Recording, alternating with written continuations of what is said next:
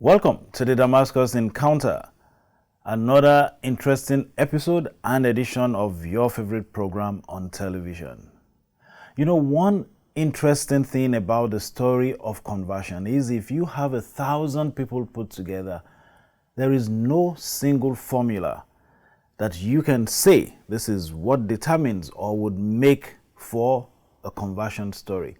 God works in different ways, through different means, different purposes at the end of the day to bring his children into his kingdom.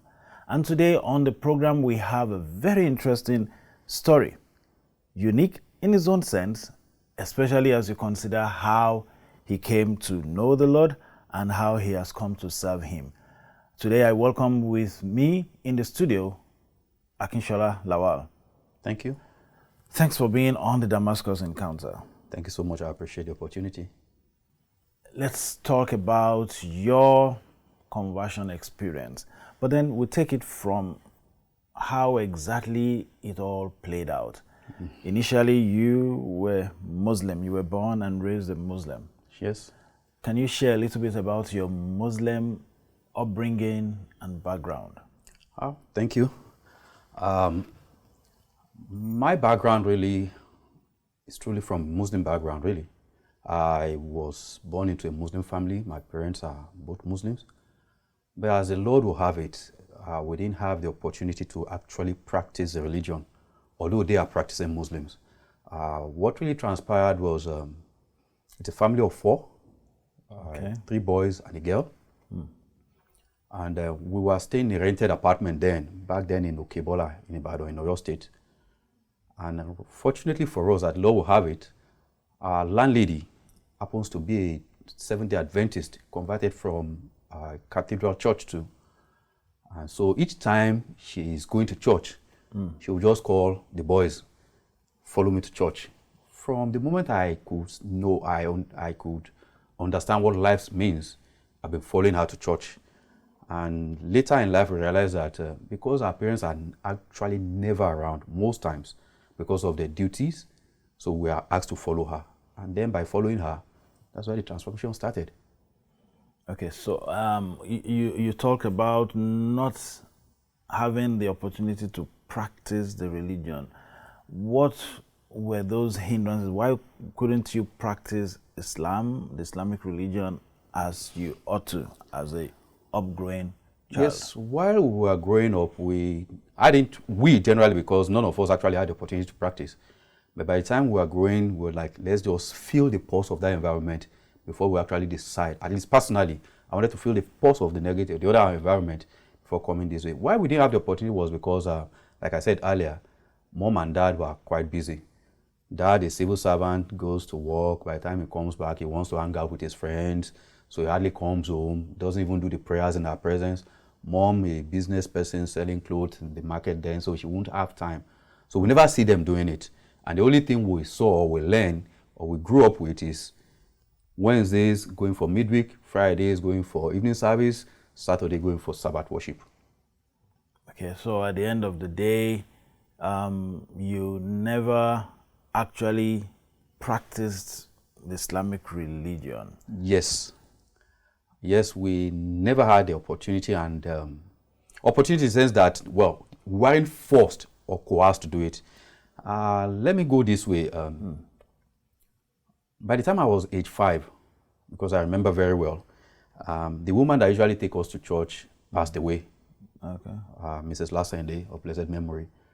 And that was when the true transformation started. You know, because the nature of our parents' work, they couldn't have the opportunity to stay with us. So the person that actually they dropped us with is no more around. And as the Lord will have it, the year she died was the year we had to relocate to my dad's house too. Same place in Ibadan, but a few distance away from Okebola Church then. And as we were growing up, the moment Mama passed away, there was pressure. Okay, now because Mama was taking them to church, that's why they are practicing. Now that Mama is no longer there, let them do our own faith. And I remember very well that there was so much pressure from all parties. And rather unfortunately, that same year, my mom left the house. So it tends to be a dysfunctional family too. She actually divorced dad and we had to grow up with single parents, dad being the one in charge. So I remember very well that my granny in Lagos, who happens to be an Alaja, actually, because of the strong religion background, she's an Alaja, she came home and was like, it's high time, call my dad his first name, Tessie, let these children now practice the religion of their parents. And very well, I remember that daddy told my granny then that these children never disturbed me. I don't see the reason why I should ask them to leave the system that they grew up. I was age 5 because my elder brother was in Form 1 then, my younger brother was in Primary 3. I was in Primary 5 then. And as the law will have it, there was so much pressure, financial, because at the same time, it was a serious challenge at that time because Mama was no more, as in the Mama that takes us to church. Dad and Mom separated, although we don't even understand the reason, we don't even know. It's when we had grown that we now ask questions, I understand why they had to part ways. And then he retired from public service then. So he was doing poultry business. Life was seriously tough. So all the helps that we could get were tied to us changing. Granny will come around and tell you guys, you guys just have to change because, this, and we're like, just keep By it. that you mean if you must get help, Exactly. then you had to practice the Islamic religion. Exactly. And way back then, my favorite song has always been All the Way My Savior Leads. It was the period of Shagari's regime then, the Second Republic, I think, and we were privileged to have free education then. So we don't have to rely on them for going to school during secondary school days. So it was just like, well, the government have paid for the fees. The only thing we struggled for was the notes. The government paid for the textbooks too. So it's only the notes that you just like, okay, how do we buy that? But in all, Dad stood his ground. These children are doing well, and God being faithful helped us in academics too. Dad being faithful, God being faithful, us to resist the thing. And we're like, no, we'll remain this way. And each time he looks back, we're like, you guys are not disturbing me. If it's a church that's influencing you, we'll still allow you to. Another thing that I noticed or that I've learned over time is the fact that because of that financial constraint, we were living close to the church when we were growing up. But because we have to move to his house, we were some few miles away. From the church. And going to church became a challenge. It was a major challenge because we need transportation fee. It was a token then, but it was not available. It was much, yeah. It was not available, and so Daddy felt bad that you guys couldn't attend church. So he was like, okay, I'll give you a token. But the token he's giving us cannot sustain the 3 of us to go to church at the same time. Way back then in Okebola. So we decided to, one person will go this Sabbath, listen to all that you need to grab in church, come back home and give us a sermon and all that you learn there. So we're actually rotating going to church way back then. And what actually triggered that up was the fact that the church visited us. They noticed for a couple of weeks that we couldn't come around, and it was not just the floor members of the church, it was the church leaders that came to visit us at home that time. And after the visitation, Daddy felt, wow, who are those guys? And we're like, this one is the president, this one is this, and it was like, although they knew themselves really, because we all grew up in the same community way back in Okebola then. The then president, everybody was living in the same neighborhood. So it was just like, so that they will not come and be disturbing you at home again. Let's do. But that was not the primary reason, because they keep hammering to us that the Lord you serve is working things out for us. It was rather tough, rather challenging, but we were going to church. But all that while, we were just doing religion, really. Because going to church was normal to me. It was normal. And to every one of us then, it was actually normal. And that's part of the transformation story.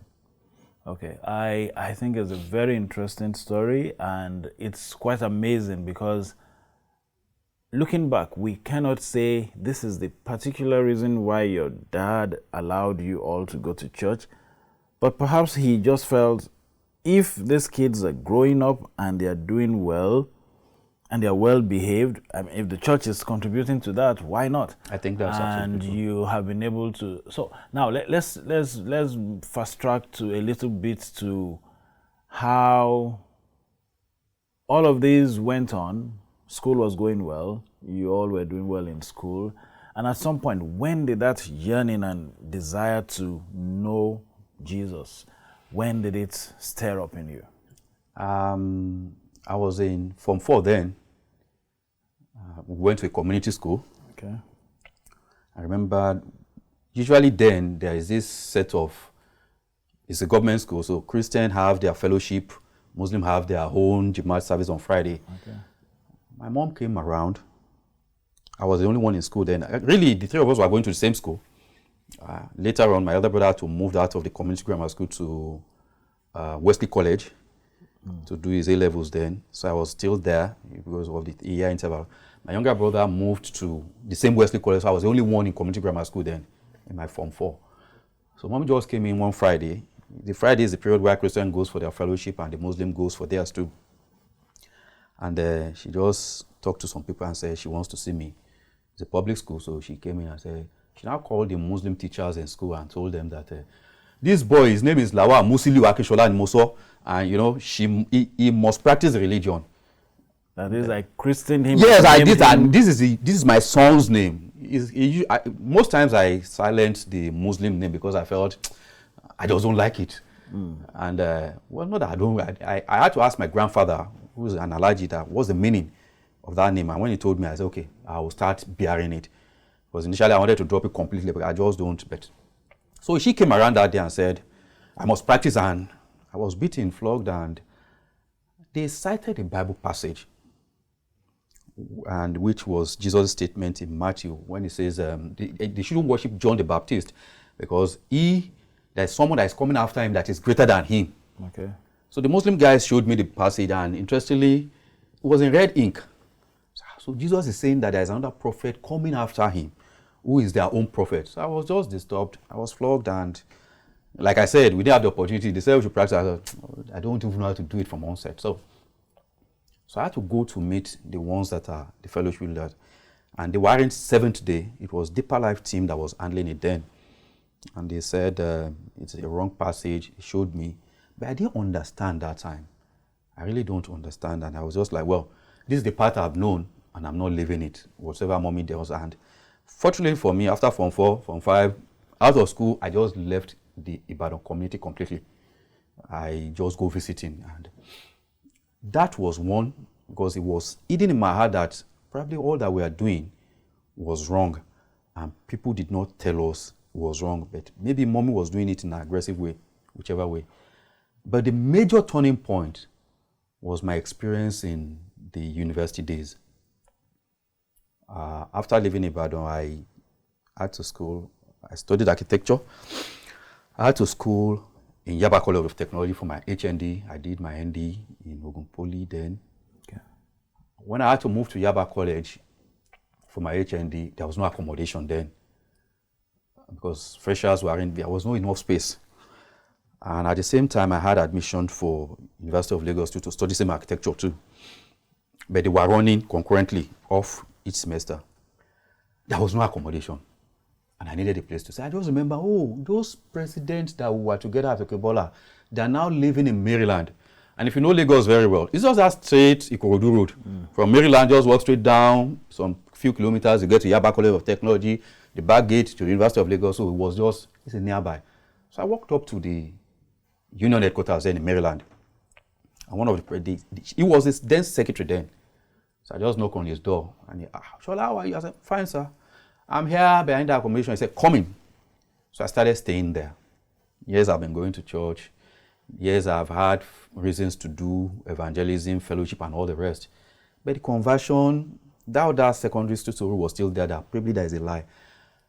And there was a crusade that was done, an outreach, an end-time crusade that was done by Pastor David Yekwiri then. It was in the union headquarters then too, at Onibongo.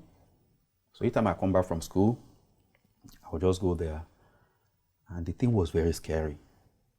Not only was it scary, it was just like, the paint was God like that? that So judgment by, is coming. saying it was very scary, what exactly do Okay, you mean? yeah. He was talking about the end time, the Armageddon. It was a scary story. I was 20 plus. I was no longer a teenager then. I was in my early 20s. But I was still very scary that, so if judgment will come, the earth will get burned and all this will happen. And he keeps telling us, give your life to Christ, because even if you leave this Onibungu now, by the time you are walking back, anything would have happened and then your probation had come. I was like, that's very scary. So what I'm looking for in life, what does that mean? As in, so if I leave here, if I enter the Union headquarters, if I died, so give your life, get baptized out. It was a serious battle then. And one Sabbath, I think in 1995, thereabout, they were about doing baptism.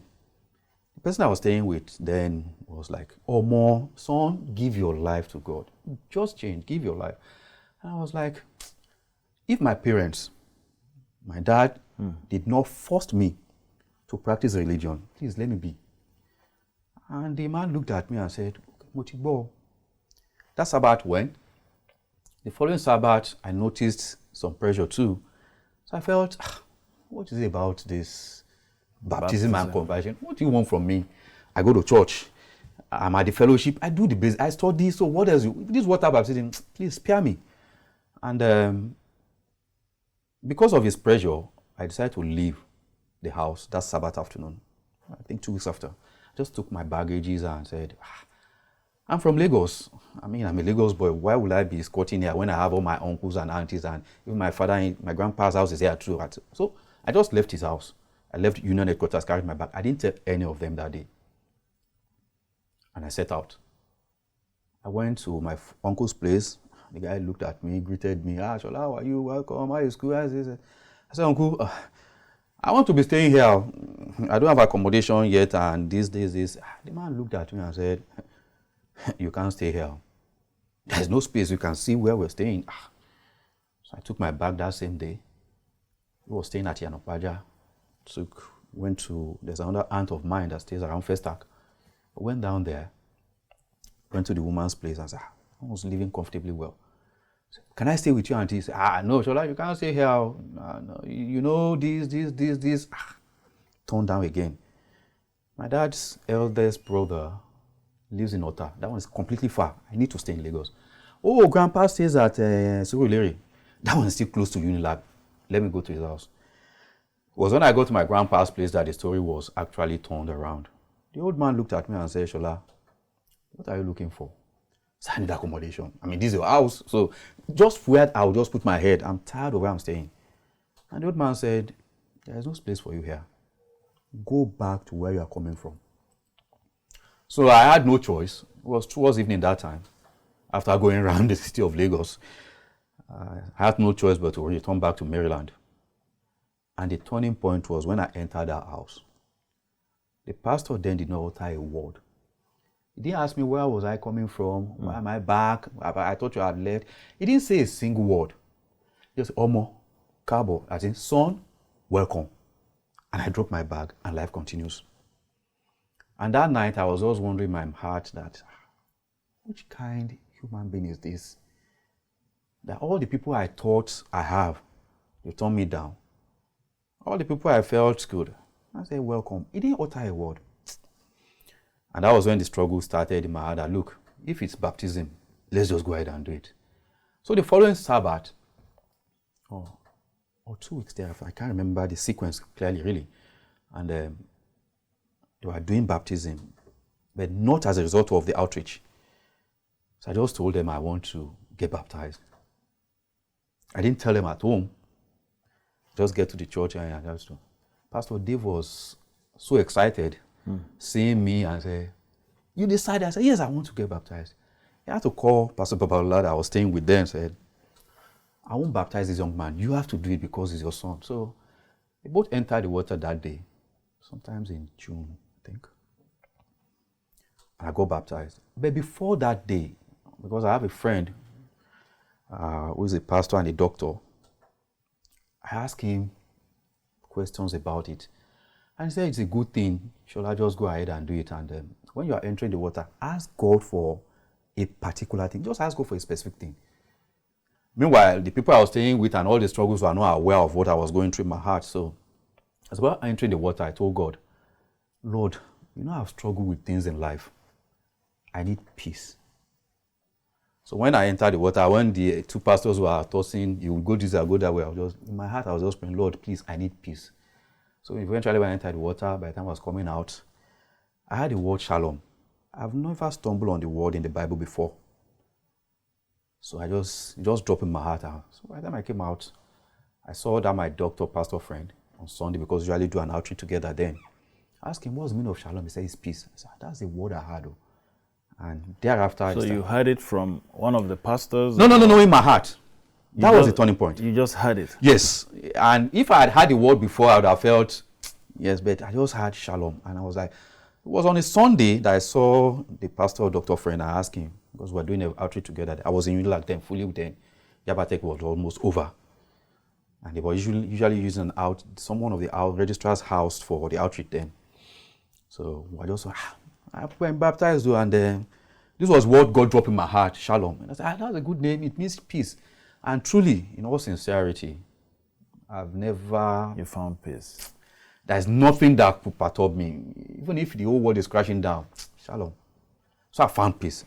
That was the major turning around for me. That's very interesting. Beautiful story, and unfortunately, because of time. But I would just, in closing, when you look back, did you ever had to share your experience with your mom, and what was her position at the end of the day? Oh, wow.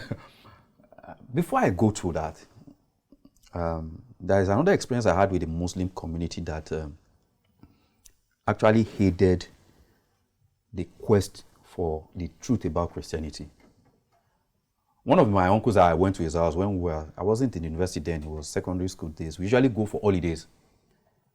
So I was there. He's a Muslim, but married to a Christian, although a white garment church person. And it was during the Ramadan period. So I felt, let me impress this uncle of mine. Follow him to mosque. I shared this in my church too once, sometimes ago. Followed him to the mosque and just try this religion. Let me just have a feel of it, for crying out loud. So we entered the mosque, and statutorily you need to do the hand washing, the ablution, and all the stuffs. So I sat, take the water, and because I wasn't tutored, I didn't know whether I was to wash my right hand first or my left hand. So I just started doing, and one of the, maybe he's an alpha or teacher or whatever in the mosque then, saw me doing the wrong thing. Rather than correcting me in love, smashed my head. Wow, why are you doing this way, blah, blah, blah? Didn't they teach you? Do they do this? And I was wondering, I looked at him and I was like, what it requires of you is, I was in secondary school then, what it requires of you is just to tell me that... this is how to do it. Exactly, sir. But then he just smacked me and was like... And I looked at him and I left the keg of water and I stood up and I walked away. So when the people I was staying with in Maryland were trying to, their body language was like, oh, get baptized, son, do this, do that. I was like, please, I won't be coerced into this. But when I saw the truth, I latched into it. And then talking about my mom, I've not had the privilege of letting her know, although we talk about it, and each Sabbath, both dad and mom will call you, and they will say something in my local language, because they know you always go to church. I will say, Ami, knowing fully well that they knew. But because my dad would have been converted, if not for the pressure from his own parents. That is obvious to all the four of us, because he reads Mrs. White books. We gave the old man books to read, so he understands and he practiced in his heart. But the family didn't want him to be Christian. He's a Muslim and he has to be. And for my mom, she wants to establish the fact that no, Muslim is the way and this and that. And rather unfortunate for her, she got married to a strong Islamic scholar in Ibadan. So it will look very absurd for her to say she married into the family of they call the person Are Muslim of Yoruba land, and that was the title of that man then. That was the title of that man. He was the more like their spiritual head there. So maybe that is the reason why but we are not giving up on them. We're not giving up both on them, and we believe in God that she will join us soon. Okay, beautiful story, Shola Lawal, Akintoyo Lawal, for telling your story. It's a wonderful one, and I want to believe by the grace of God you studied architectural design and you are practicing. Yes. And you are married today. Yeah, well, thank God. I'm an architect, registered architect, and member of the Institute of Architects in this country. Married to an Adventist lady, well brought up, and marriage is another story entirely because, believe you me, if they say, it never crossed my mind that I will get married in the church because of the background, thinking that we are not from the system. But the marriage actually strengthens the faith. Strengthen your faith. Yes, it does. Probably that will be a story for another day. But then you are married in the church, and you are most importantly a serving elder in the Seventh-day Adventist Church. Yeah, today. this year I'm actually the first elder of the church. And it's been challenging, and we thank God for His grace too. Thank God, and thank you very much for sharing your story on the Damascus Encounter. My story would not end if I didn't have the opportunity to say this song, even if only the first stanza. SH 516. The journey had been what we don't understand, like the backstage, all the way the Savior leads. In all our parts, in all my part precisely, the Savior had been, shall I go this way, follow this path, and I have no cause to doubt. He's been the one leading you. He has been the one every step of even the way. when I didn't know my right from my left. When we were very small, we started going into faith, and God has kept us there. Thank you very much, and may the Lord continue to keep you, Amen, and bless you, Amen, and uphold you and your family. That will be all on today's edition of the program, The Damascus Encounter. We have been listening to Akintoyo Lawal from his background growing up a Muslim, born Muslim, raised a Muslim, but somehow, providentially, God made him go to church every Sabbath, every member of his family, and today he is a serving elder, first elder of his church, and still serving the Lord. Perhaps your story is also an interesting one, and perhaps you would love to share. We would love to hear it and make the world hear what the Lord has done in your life. But until same time next week, when we bring you another edition of the program, The Damascus Encounter, I want to urge you to keep trusting God, watching Hope Channel, and hoping for your encounter with Jesus Christ. Bye-bye.